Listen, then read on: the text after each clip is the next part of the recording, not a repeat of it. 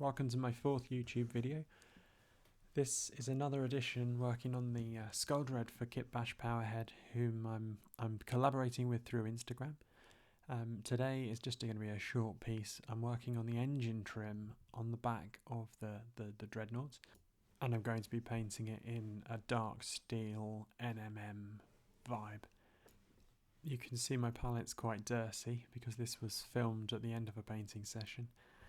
But today the main colours we're going to be working with are AK's black, AK's decap blue and AK's off-whites. If you've seen my other videos, you know how I do the black steel NMM now. So starting off with 3 parts black, 1 part decap blue in a sort of 50-50 paint and water ratio. We're going to be picking out the start of the high points, the start of the light catching it, and other bits that we just want to draw attention to or add interest to. I'm using very quite small, choppy brush strokes because I just like the texture that it gives on the NMM.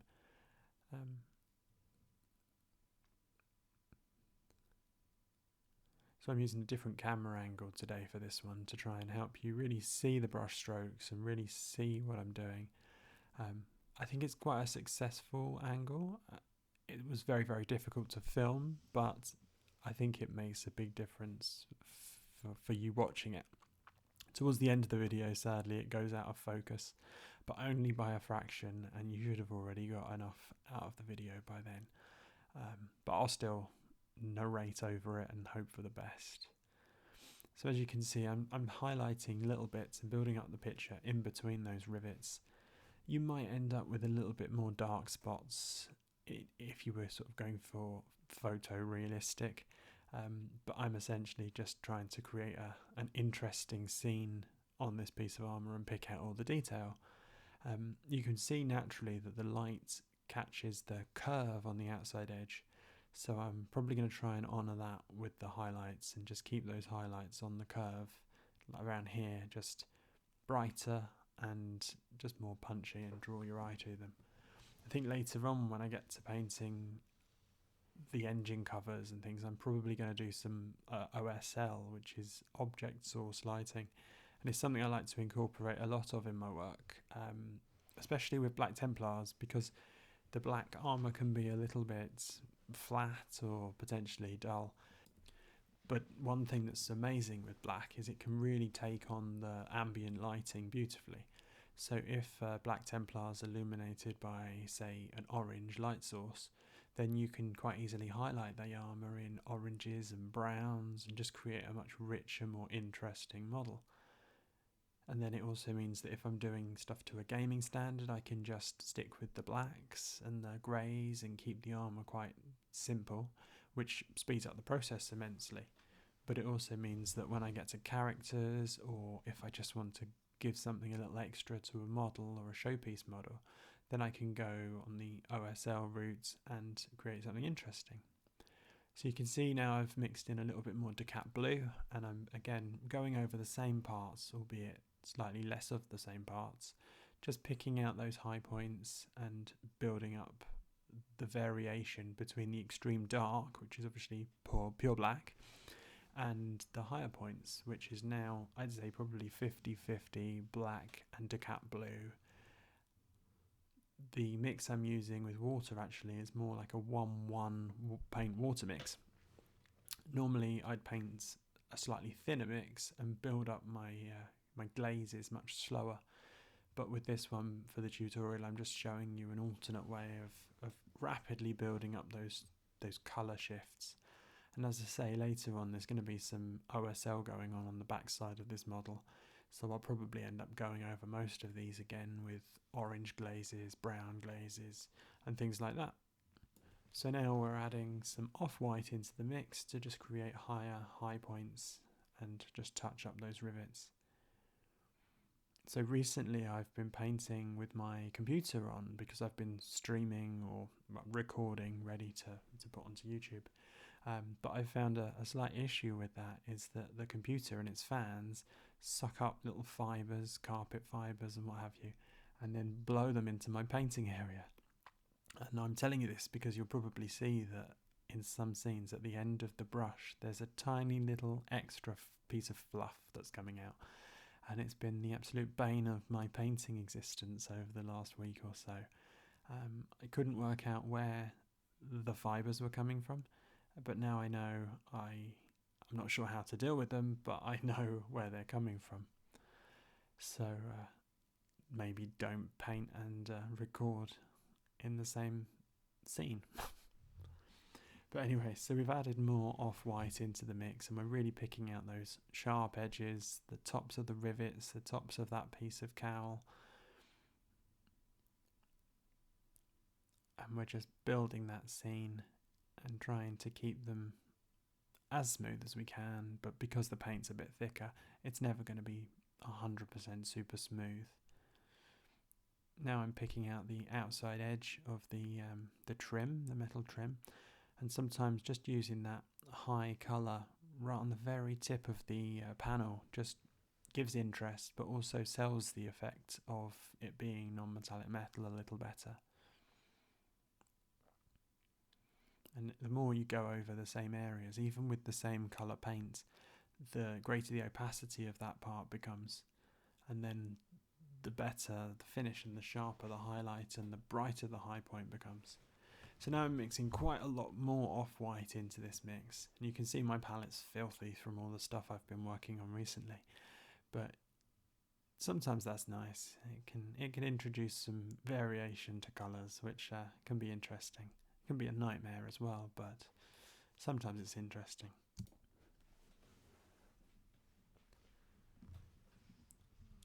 So again, we're just going over with those bright tones, picking out the real parts that the light would catch, and the tops of the rivets, tops of the armour, and just generally anywhere that I want to draw attention to or highlight. See, the very top of that curve will always catch light because it's upward facing, so it's going to be facing the sky. And it's also a nice detail, so making it brighter than the adjacent panels is just a nice little thing to do.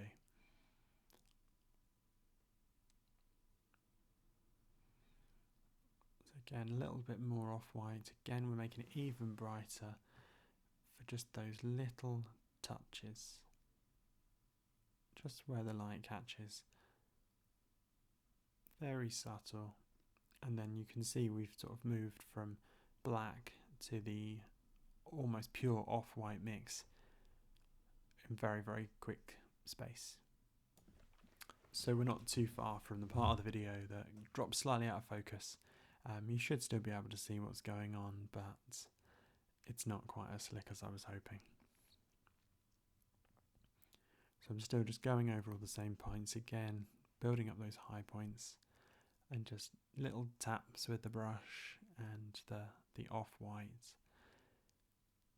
See, if I wasn't doing the OSL at a later stage, I'd potentially be working with much thinner paints and building these up much slower. But if I wanted from this stage, I could do some glazing, mix up one of my mid-tone mixes with a sort of 5 parts water to 1 part paint, and then just very subtly just either glaze or just stipple around the outside edge of these details just to smooth that transition a little more, blend it in a little bit nicer. But for this one, as I say, keeping it a little bit rougher, a little bit more textured. Let's call it texture.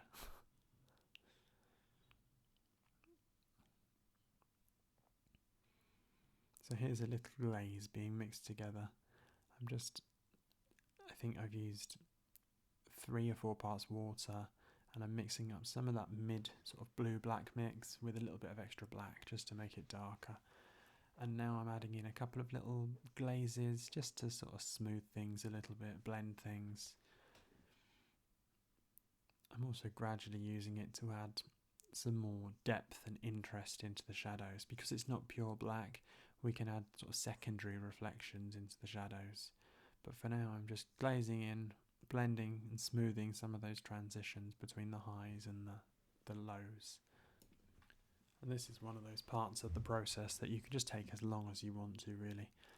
the longer and more sort of layers you build up, the smoother your final finish would be, and the more interest and depth you're going to add to your piece.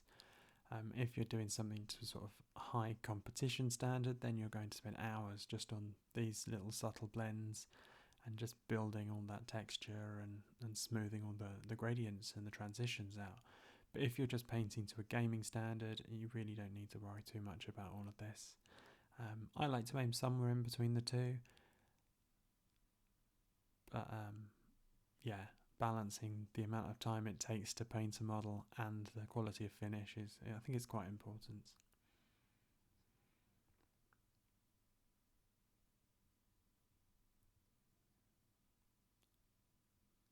So again, I think some of the tones just needed a little smooth, a little blend, especially from the sort of highs to the mids.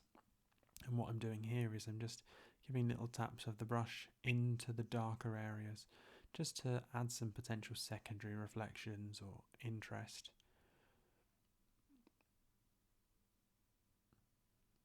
And also help just smooth out the overall scene, the overall picture.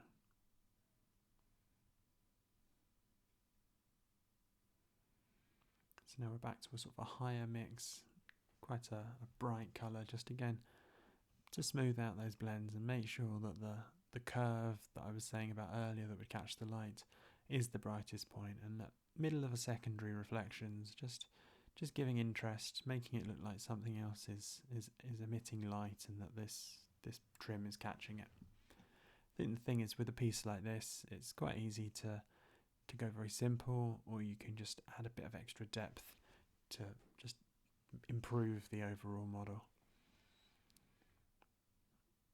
As you can see, I've gone a little bit off on that one. That highlight is a bit harder, a bit sharper than it should be.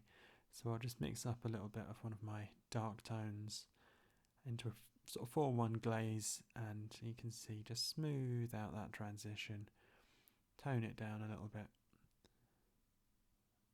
and blend it in with the surroundings so that it looks a lot more natural.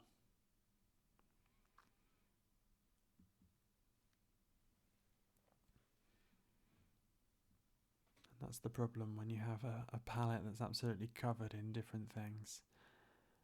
I really need to get better at organising my palettes. Some YouTubers I see just have like 3 splodges of colour and put together these incredible pieces, whereas after about 5 minutes of painting, mine just looks like a mess. But there you have it.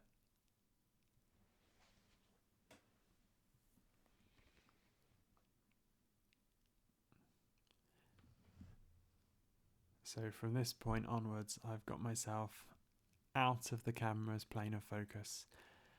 So for the last few minutes of this video, it doesn't come back in, but you can still see. And actually, being out of focus makes my blends look even smoother, so there's that.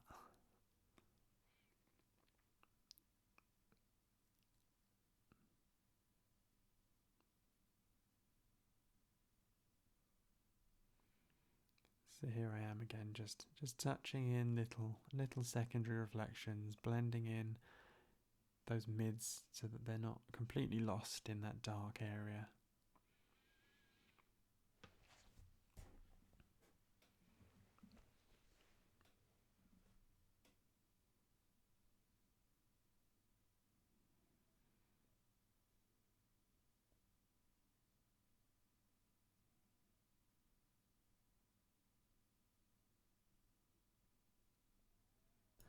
And that pretty much wraps it up for this one.